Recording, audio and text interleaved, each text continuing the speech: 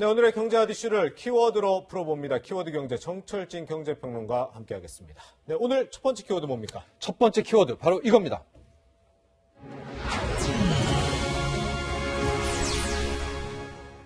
사스보다 뭐가 더하다는 거죠? 역시 경제에 대한 충격이겠죠. 이게 경제라는 것이 크게는 뭐 금융시장이라는 이제 소위 말하는 실물 섹터는 아니지만요. 예. 금융과 실물 모두 아마 2003년에 발발했던 이제 사스보다도 훨씬 더 클 것이다. 이번 신종 코로나 바이러스 분석이 때문에요. 나오고 있습니다. 네. 일단 중국 자체의 경제 성장률을 보면은요. 네네. 실은 사스 같은 경우에는 2002년 11월 말, 12월에 발발을 했었거든요. 그리고 2003년 1분기, 2분기에 정말로 극심했는데 네네. 당시에 보면 분기 성장률을 네. 거의 2%포인트나 깎아먹는. 아. 그러니까 2003년에 중국 경제 뭐 못해도 분기당 10%, 11%씩 했는데 네. 당시 2분기를 보면 사스 여파로 9%까지 성장률이 크게 꺾이게 됩니다. 아, 그렇군요. 그리고 실제로 저건 이제 중국이고 우리나라 같은 경우에도 당시 이제 2003년 1분기, 2분기를 보면 네. 0.7, 0.2라고 해서 합쳐서 거의 뭐 1%포인트를 깎아먹는 그런 상황이 됐었는데 예. 아마도 현재로서 네. 빨리 잡혀야 되겠지만 그렇죠. 이 정도 충격이라면 사스 때보다 훨씬 더 클 수 있다라는 게 지금 의학 전문가들과 경제 전문가들의 뭐 의견입니다. 그렇군요. 근데 이 지금 신종 코로나가 뭐 중국 안에서만 발병한 게 아니고 뭐 유럽, 미국까지 전 세계로 퍼지고 있으니까 이 경제적인 영향도 전 세계로 좀 영향을 줄 것 같은데요. 그렇습니다. 사스 때만 해도 중국이 전 세계, 이 세계 경제에서 차지하는 비중이 한 4%, 5%가 안 됐습니다. 네네. 근데 지금 같은 경우에는 거의 16%, 17%. 비중이 크게는 네. 뭐 20%까지 바라보고 있으니까 그러게요. 2003년 대비 비중이 4배 가까이 커지지 않았습니까? 네네. 그러니까 충격도 그만큼 훨씬 더 큰데요. 네. 지금 세계 주식시장 보면 거의 6천조 가까이가 이번 사태로 현재까지 좀 증발을 했었고 예. 오늘 같은 경우에 이제 블랙 먼데이가라고 해서 많은 투자자분들이 걱정을 했을 거예요. 그래서 네네. 중국 증시가 8% 넘게 9% 가까이 폭락을 하다가 네. 지금은 낙폭을 꽤 줄였거든요. 네. 그 이유가 이제 단단히 중국 정부가 개입을 했습니다. 네. 현재 준비한 자금이 1조 2천억 위안, 네. 205조 원 정도를 좀 준비하고 있어요. 이제 네. 이 중에서 주식시장도 맞고 실물도 투입하고 하고 있고 뭐 단기금리도 좀 인하하고 뭐 이렇게 버티고는 있는데 네네. 과연 중국 정부가 어느 정도까지 이 금융시장, 실물경제 충격을 막을 수 있을까 이게 봐야 될 것 같은데요. 네네.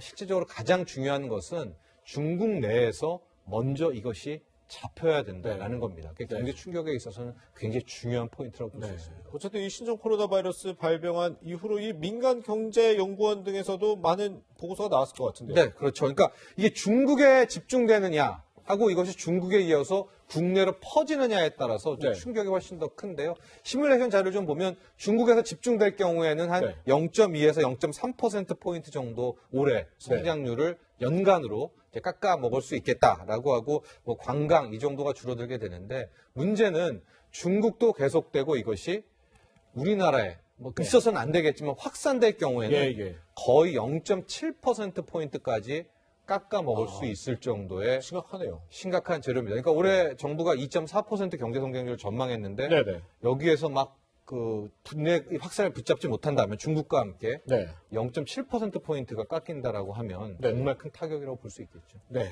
그런데 이 당장 이런 감염병이 이렇게 유행을 하게 되면 사람들이 밖에 안 나가게 되고 뭐 식당 같은 데도 안 가고 대중시설 안 가게 되잖아요. 그러면 이 국내 소비가 상당히 꺾일 것 같은데 그래서 그런지 언택트 소비라는 게 지금 나타나고 있다고요. 그렇습니다. 언택트. 접촉이 없이 소비를 한다라고 하는 건데요. 방금 송앵커도 얘기했었지만 요즘 줄줄이 각종 행사들, 오프라인 행사들이 취소가 되고 있고요. 네네. 그럼 주로 좀 어디서 소비를 많이 하느냐? 네. 이 모바일, 뭐 온라인 쇼핑 쪽에서 이제 집중적인 소비를 하고 있는데 이렇게 될 경우에는 내수 시장에 직격탄을 맞을 수밖에는 없고요. 예, 그래서 계속해서 뭐 말씀드리고 재언을 하지만 가장 중요한 건 방역이고 국민의 안전이고요. 네. 그 다음에 정부가 좀 신경 써야 될 부분이 이 소상공인분들, 자영업자 분들이라고 볼 수 있습니다. 예. 실제적으로 이 내수 타격은 2015년 2분기 메르스 사태, 그때 메르스는 뭐 치사율이 30%대의 정말 무서운 병이었잖아요. 그렇죠. 예. 그럴 때 매출이 거의 반토막이 났거든요. 네. 웬만한 가격. 그러니까 이번에는 그런 최악을 좀 상정해서라도 이 내수 시장을 좀 지켜봐야 되지 않을까 이렇게 보고 있습니다. 네. 지금 이 상황에서 정부가 어떤 좀 강경한 대책 내놓을지 주목이 됩니다. 이어서 두 번째 키워드 어떤 겁니까? 바로 이겁니다.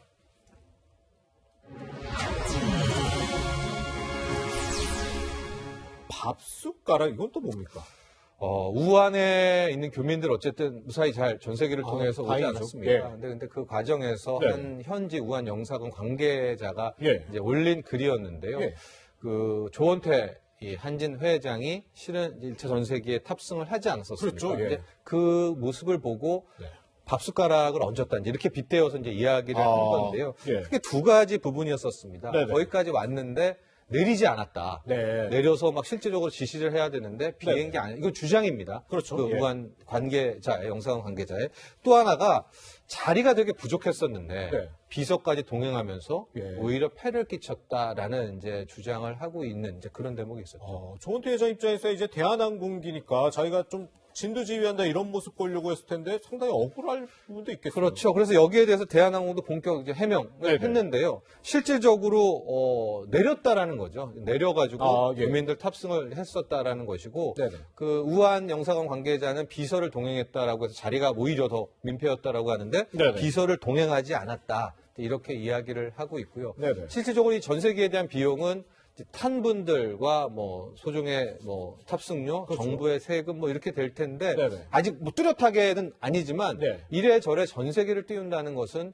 항공사 입장에서는 손해는 맞거든요. 예, 예. 그래서 좀 약간 억울하다는 뜻도 내비치고 있습니다. 그렇군요. 이렇게 지금 우한까지 가서 전세기를 띄웠는데 사실 조원태 회장이 지금 뭐 가장 골치 아픈 상황은 이것보다 더 큰 게 자신의 경영권 문제 아닙니까? 그렇습니다. 누나죠. 예. 삼남매고요. 조영호 회장의 누나의 본격적인 공격이 시작이 됐습니다. 네네. 3월 주총이 있는데 표대결을 해야 될 겁니다. 네. 여기에서 주주 지분의 거의 출석한 지분의 절반이니까 못해도 40%를 확보를 해야 네네. 조은태 회장이 이사에 연임 남아있을 수가 있는데요. 네. 지금 보면 누나인 조연아 전 이 항진 부사장이요. 대한항공 부사장이 네. 연합군을 결성을 했습니다. 어디가 뭉쳤나를 좀 보니까 강성우 펀드라고 해서 이제 그레이스 KCI 펀드를 모았고요. 네네. 또 하나 반도건설 최근에 지분 확대를 했죠. 그렇죠. 다 연합을 확정을 해서 발표했더니 네. 이들 전체가 약 한 32%. 네. 그럼 이제 조은태 회장 쪽 지분을 보면 본인이 한 6%대, 네. 그리고 델타항공 10%대, 카카오까지 합쳐서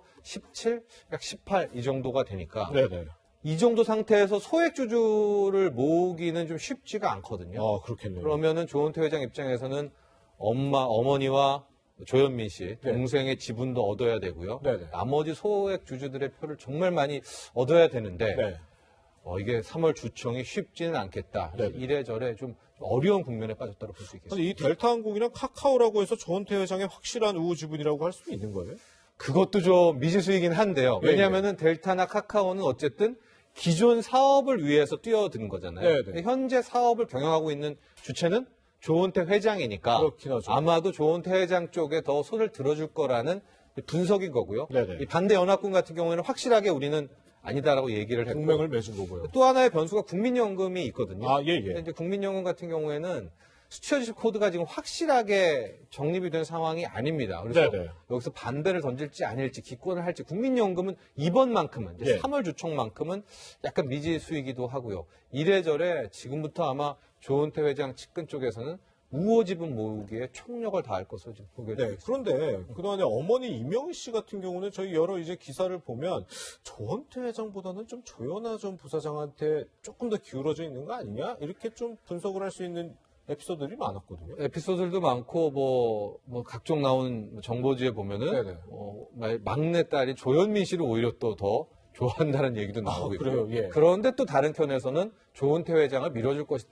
이게 지금 나오는 것들이 각자의 편에서 또 정보를 흘리기 때문에 그런 게 있군요. 혹시 이제 한진카 관련해 가지고 이 투자하시는 분들은 역정보에 굉장히 좀 조심을 하셔야 되고요. 네네. 실질적으로 이제 표대결 M&A 조류가 호재이긴 하지만 그만큼 변동성도 크다라는 것은 꼭 기억하셔야 될 것 같습니다. 한진그룹 주주총회도 좀 주목을 해봐야 될 것 같습니다. 키워드 경제 정철진 경제평론가와 함께했습니다. 감사합니다.